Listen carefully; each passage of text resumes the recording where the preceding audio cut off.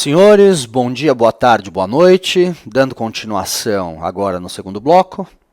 Meu nome é Marcelo Barbaresco, estou aqui para conversar com vocês acerca deste negócio jurídico imobiliário em regime de shopping centers, que é uma das espécies, sabemos nós, das locações.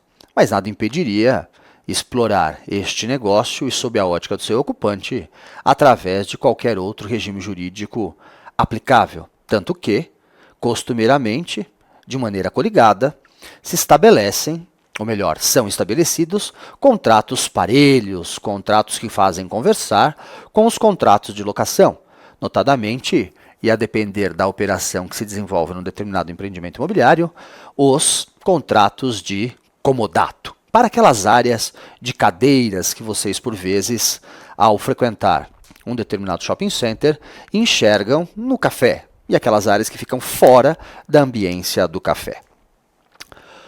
Retomando, portanto, o que terminamos no último bloco, este planejamento constante e incessante da distribuição das operações no espaço e nas operações em shopping centers integra aquilo que é de sua essência e que é desenvolvida através do seu administrador, que pode ser pessoa física, pessoa jurídica, o empresário especializado exatamente no desenvolvimento daquela atividade empresária que tem por finalidade a prestação de serviços ou a circulação de bens ou mercadorias.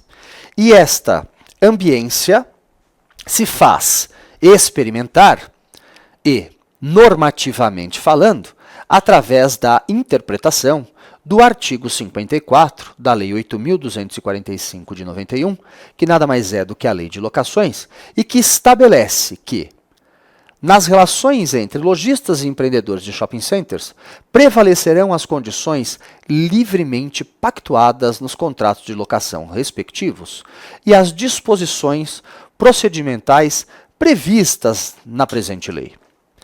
Este artigo 54 da Lei 8.245 de 91 é aquele que estabelece a pedra de toque, o fundamento último, ou melhor dizendo, o primeiro que deve nortear as relações jurídicas a serem estabelecidas entre empresários, exploradores de negócios jurídicos imobiliários nos empreendimentos constituídos sob o regime jurídico dos shopping centers.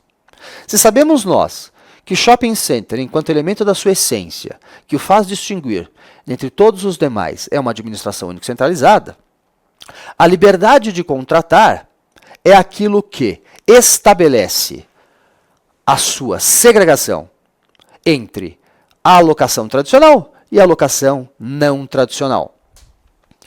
E esta liberdade de contratar entre empresários, esculpida de maneira expressa pela própria norma, através do seu artigo 54, chama a atenção para alguns aspectos.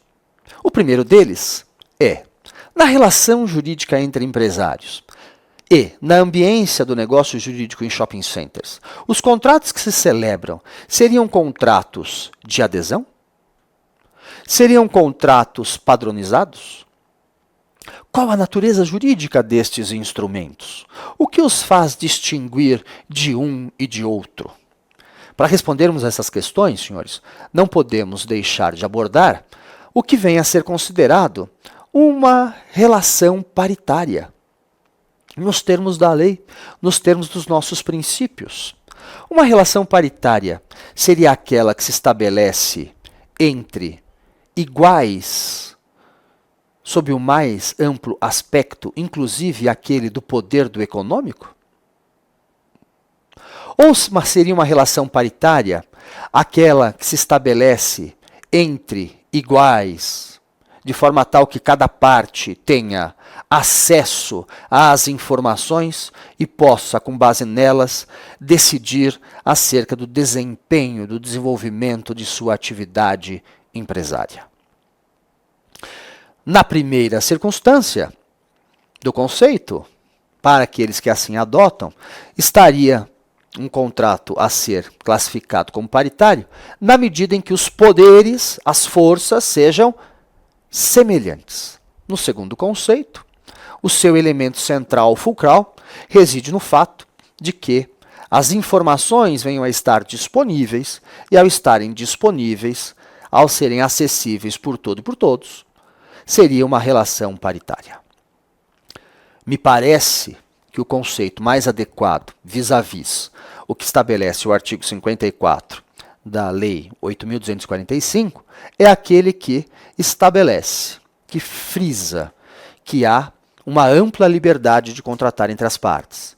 E se há uma ampla liberdade de contratar, desde que haja, desde que ocorra, desde que se sinta uma transferência clara, leal, em regime de boa-fé, das informações acerca do objeto a ser contratado, a paridade se estabeleceria exatamente por conta da circunstância de que a informação foi, de maneira clara, ostensiva, fornecida de lado a lado nas relações entre empreendedores e lojistas, entre empreendedores e empreendedores de lado a lado.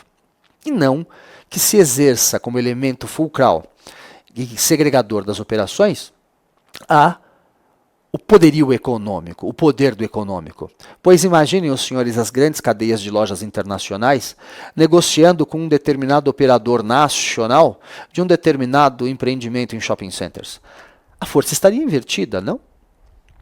Um grande grupo internacional detentor, que não posso mencionar os nomes, não me seria ético assim fazê-lo, de diversas grifes internacionais, detentoras daqueles desejos de consumo mundiais e que se encontram instaladas em todas as localidades, ou em grande parte das localidades do mundo, negociando com um empreendedor brasileiro que tem 3, 4, 5 ou 10 shopping centers. As forças seriam iguais? Certamente que não. Mas o fato das forças serem diferentes é aquilo que distingue entre ser uma relação paritária e uma relação não paritária? Me parece que também não. Pois para calibrarmos as relações em serem paritárias ou não paritárias, ou acesso à informação ou não acesso à informação, é que nós teremos a boa-fé objetiva, informando a interpretação dos contratos, é que nós teremos as intenções das partes, informando a interpretação dos contratos, é que nós teremos a lealdade contratual, mais uma vez informando a vontade das partes em torno daquele determinado negócio jurídico. Não é isto? E, portanto, o contrato ele é de adesão ou ele é paritário? O simples fato de eu ter uma espinha dorsal de um contrato que estabelece as distinções ou aquilo que é da sua essência enquanto administração única centralizada, é um contrato de adesão? Ou ele é simplesmente um contrato padrão que as partes têm, pelo menos, a possibilidade hipotética de negociar cada uma de suas cláusulas? À exceção, obviamente, daquelas cláusulas que venham a ferir a sua própria essência normativa e que guardam relação com o quê? Com a vontade de um todo de atingir o sucesso daquele determinado empreendimento. As cláusulas meramente econômicas deste contrato, obviamente que poderão ser amplamente alteradas e negociadas. A cláusula do preço, a cláusula do prazo, a cláusula da ocupação. Mas se poderia negociar, transigir, por exemplo, dentre diversas outras hipóteses, acerca da cláusula de abertura e fechamento da operação? Se poderia transigir acerca da cláusula que versa sobre o transporte de mercadorias no mall, naqueles corredores, em horários que bem entender o lojista? Ou isso deveria ser previamente combinado de todos para com todos, de maneira que nenhuma operação venha a ser alterada drasticamente? Isto afeta a administração única e centralizada na medida em que se cede para uns e não se cede para outros? Qual a sensação? Esta é a discussão. Então o contrato ele é, em tese, passível de alteração. E o que se tem é uma espinha dorsal, um regime organizacional que se baseia exatamente na administração única e centralizada. Não se esquecendo, portanto, que quanto da negociação, esta é a sua intenção. É a manutenção do interesse coletivo sobre o individual. Certo, senhores? Vejamos agora, portanto, algumas particularidades das cláusulas dos contratos em shopping centers. O mais importante é o que falamos até agora. Creiam em mim. Entendam que a administração única centralizada é aquilo que o faz distinguir aquele que conhece o shopping center daquele que não conhece. E obviamente que poderíamos falar acerca da administração descentralizada horas e horas dando exemplos. Mas consolidado esse conceito inicial e que ele não saia da mente de vocês, esta palestra, este curso, esta aula já se fez valer atingir a sua finalidade. Bom, no empreendimento em shopping centers, nós temos um primeiro conceito que é chamado de área bruta locável. E o que vem a ser a área bruta locável? Área bruta locável é todo e qualquer espaço dentro de um empreendimento imobiliário em shopping centers que seja capaz de gerar receitas. Então é toda e qualquer área existente num determinado empreendimento em shopping centers que seja capaz de gerar receitas. Mas a que espécie de receitas poderíamos falar? Quando se trata de área bruta locável, é aquilo que de fato irei locar. Irei ceder o uso e o gozo para um determinado operador. Portanto, senhores, o que se chama a atenção na estruturação jurídica de um empreendimento imobiliário em shopping centers são as áreas comuns e as áreas de uso comum. Sabemos nós, e para tanto, cada qual de vocês deve se aprofundar, e a minha recomendação, acerca dos conceitos que emergem desta classificação entre áreas comuns e áreas de uso comum. Notadamente por quanto, a respeito da disciplina do uso e de sua rentabilidade.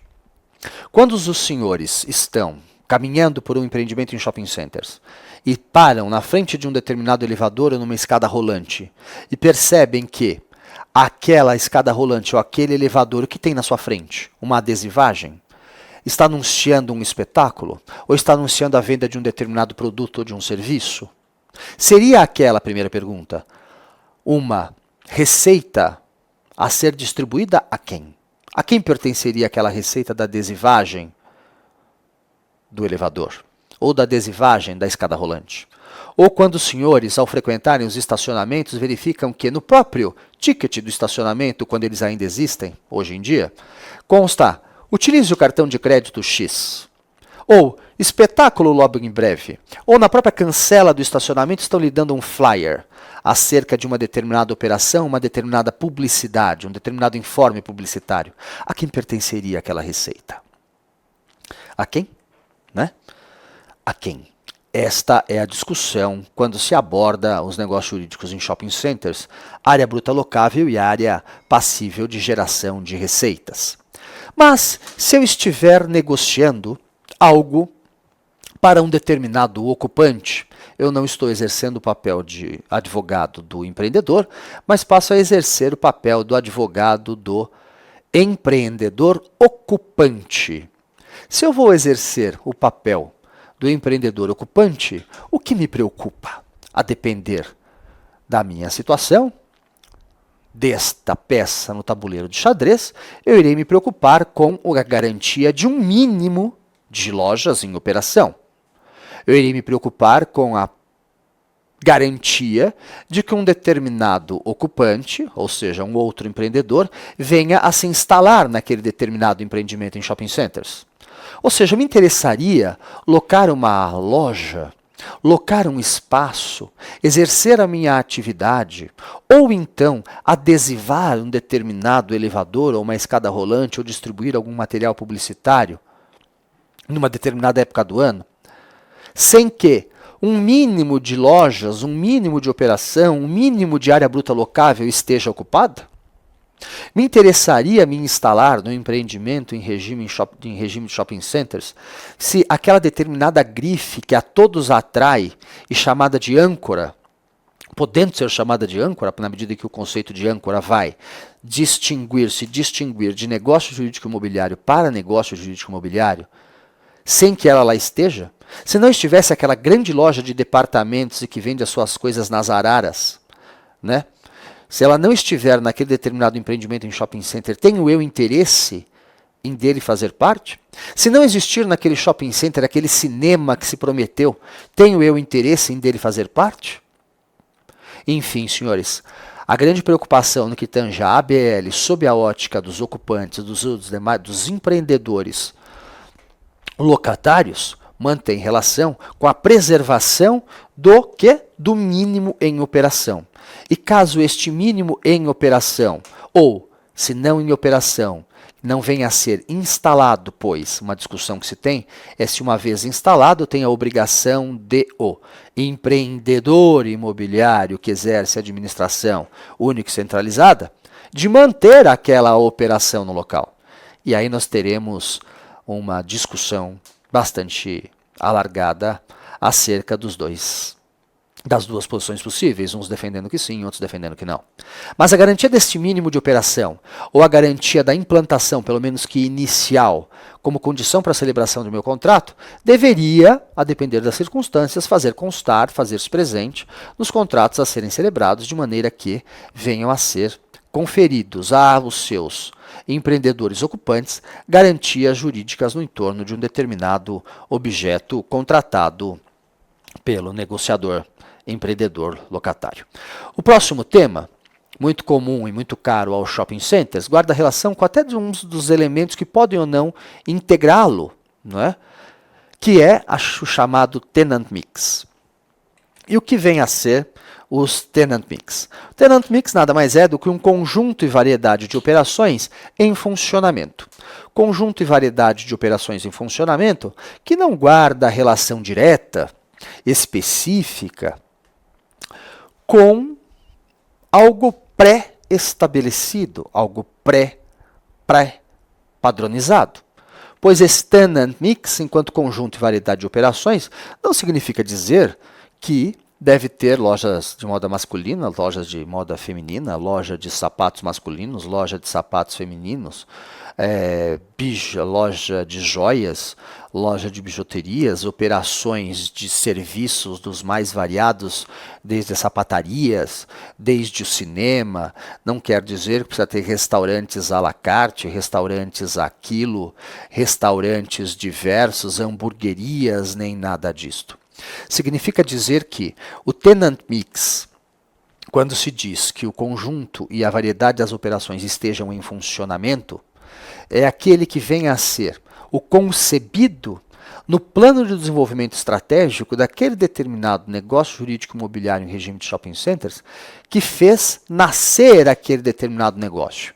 É aquilo que se estabelece como aquele goodwill of trade, aquele aviamento, quando de sua concepção.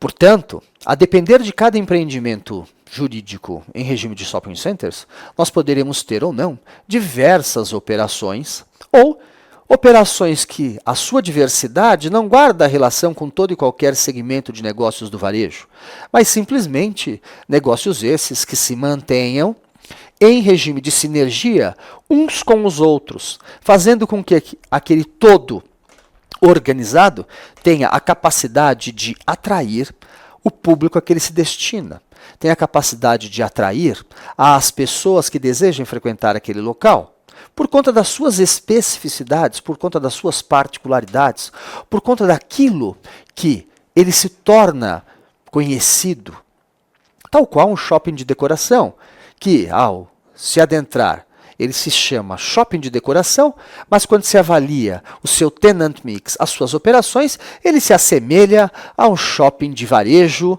de modinha e de cama e mesa e banho. Nada impediria a idealização e a construção de um negócio jurídico que o shopping seja dedicado apenas a cama, mesa e banho. Não é? Porque tudo vai depender exatamente da sua intenção.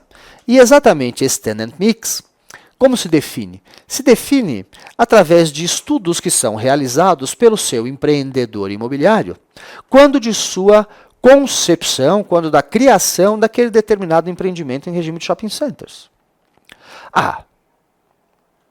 Mas poderia ele, empreendedor imobiliário, tratar de alterar este tenant mix da forma que ele bem entendesse? Poderia aquele determinado empreendedor ocupante se ver obrigado a aceitar a alteração do tenant mix daquele empreendimento? Ou estaria o empreendedor compelido, obrigado a sempre manter aquele determinado empreendimento imobiliário com aquele específico tenant mix? Ora, senhores, sabemos nós, e cada vez mais, que nos dias atuais a realidade ela é mutante a cada segundo. E, portanto, não se pode, na minha visão, exigir que a interpretação de um negócio jurídico imobiliário venha a ser realizada de maneira estanque, parada, perplexamente imutável. Obviamente que o tenant mix, obviamente que as operações em si poderão ser alteradas e adequadas na medida em que, e observadas as circunstâncias nas quais aquele determinado empreendimento imobiliário em regime de shopping center for sendo maturado através das operações de tentativa e erro dos empreendedores, né? Dos empresários, que são aqueles que desenvolvem uma atividade econômica organizada, tendente à prestação de um serviço, à circulação de uma mercadoria. Portanto, não se tem como assegurar que aquela determinada e específica loja do varejo será ela integrante do tenant mix do empreendimento durante todo o tempo. As realidades vão se alterando, as realidades vão se mudando, as realidades vão se sentindo ao longo do tempo, como todo e qualquer negócio econômico. E por conta exatamente deste econômico, é que o tenant mix vai sendo alterado, amalgamado ao longo do tempo, em prol e a bem de toda a coletividade, na qual se encontra, obviamente, contidos os interesses do empreendedor imobiliário e que exerce, por si ou por terceiro especializado, aquela administração única e centralizada deste todo, de toda esta vontade desta coletividade que ingressa neste determinado negócio jurídico planejado para o desenvolvimento da sua atividade. Questão outra e diversa que por vezes se discutiu ao longo da trajetória desse negócio jurídico imobiliário é a possibilidade do empreendedor imobiliário alterar completamente o tenant mix. Exemplo, um shopping de automóveis ser pouco a pouco transformado, alterado o seu tenant mix para um shopping de decoração. Poderia ser feita esta mutação a critério do empreendedor? Quais eram as intenções das partes ao ser celebrado um determinado contrato de locação? Eu, enquanto empreendedor ocupante, tinha a intenção de ingressar e permanecer naquele negócio, se assim passasse a ser um shopping de decoração? Ou eu só teria e só tive interesse de ingressar naquele determinado empreendimento se ele fosse um shopping dedicado a veículos, que foi o meu atrativo geral, inicial, para integrar aquele negócio? Como funcionaria a boa-fé? Como funcionaria nessas circunstâncias a intenção das partes na construção dos caminhos e do conceito deste negócio jurídico imobiliário? Há aqueles que digam que se faz necessário a previsão contratual. Há aqueles que digam que depende do que consta nas normas gerais. Há aqueles que digam que, por conta da administração única e centralizada, poderia o empreendedor alterar a seu critério, desde que fundamentado, o tenant mix daquele determinado empreendimento. Diria que as discussões são grandes e que convido a vocês a um processo de reflexão acerca de cada uma das mesmas, de maneira que cada um de vocês venha a compreender, tendo por base a administração única e centralizada, tendo por base a vantagem do coletivo sobre o individual, aquela percepção que melhor venha a se amalgamar à lealdade, à boa-fé objetiva e à previsibilidade das contratações. Me parece que somente se poderia alterar a finalidade última que atraiu aquele determinado empreendedor ocupante para um determinado empreendimento em shopping center com a sua vontade. Mas isto não quer dizer que a alteração de toda e qualquer operação, desde que mantido o conceito de um todo negócio, se faça necessária a aprovação de um determinado empreendedor ocupante. mas a sua alteração substancial, e o que vem a ser substancial é exatamente aquilo que vem a alterar a sua essência e sem a qual ele não existiria ou deixaria de existir, passando a ser coisa diversa daquela que inicialmente se pactuou, dependeria sim da concordância de cada um dos seus ocupantes. Mas repito aos senhores, cada caso será um caso. Cada hipótese será uma hipótese e que deverá ser estudada detidamente à luz do artigo 54 da Lei 8.245, à luz do artigo 173 da Constituição Federal, que estabelece a livre iniciativa e a ampla liberdade econômica de fins e de meios, né, desde que lícitos, e que estabelece também, sabemos nós, senhores, a ampla liberdade de contratar enquanto corolário do princípio da livre iniciativa. Nesse sentido, no Tenant Mix, e tal qual a ABL, o que se faz, às vezes, exigir num determinado empreendimento de shopping center é um determinado número de lojas ou de grifes dentro do shopping center, sem as quais eu não nele ingressaria, né? E para isso, eu terei sempre que interpretar, eu terei sempre que aplicar, eu terei sempre que buscar compreender as intenções de cada parte ao celebrar aquele determinado negócio jurídico imobiliário. Ou seja, o que me atraiu? Por qual razão quis eu estar e integrar aquele negócio? E por isso que digo, e assim falo aos meus alunos, nos cursos de pós-graduação e nos cursos de graduação que ministro em São Paulo e pelo país, acerca da importância da disciplina das intenções. Percamos, senhores, nós advogados, mais tempo na elaboração dos nossos contratos, abordando as intenções. Escrevendo acerca daquilo que nós advogados, por vezes, chamamos nos contratos dos tais considerandas. Escrevamos. Coloquemos no papel, naquele instrumento que se faz materializar à vontade, as intenções de cada parte ao transigir acerca daquele determinado negócio. Estabeleçam, de maneira escrita, aquilo que o seu cliente, aquilo que aquele que você está assessorando, negociou e transigiu a respeito. Quais eram as expectativas das partes com relação àquele determinado tenant mix? O que a fez passar a desejar integrar, enquanto empresário, aquele determinado negócio? Quais as expectativas de retorno vis-à-vis aquela determinada promessa, se promessa o for, ou expectativa justa, fundada, com base nas tratativas no entorno do seu objeto?